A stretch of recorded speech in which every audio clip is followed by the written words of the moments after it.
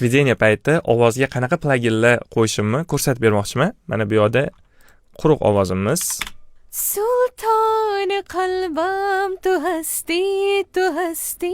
Endi buni mana bunaqa ovozga aylantiramiz. Sulton qalbim tu hasti.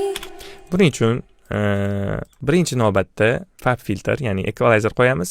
Demak, equalizerimizda mana bunaqa значениyalarda kesib olamiz. Undan so'ng kompressiya, Airvox juda ham Waves'dan yaxshi kompressiya, ya'ni bitta ruchkasi bor. Sulton Обычный kompressiya, ya'ni standartni air kompressor ishlataman.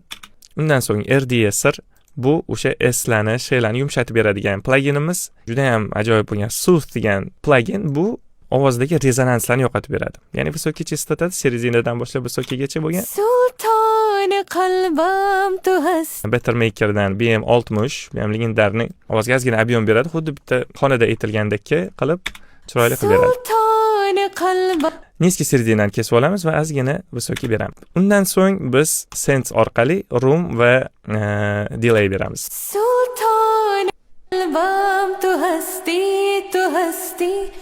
Darvoza hoy dilam ra shikasti.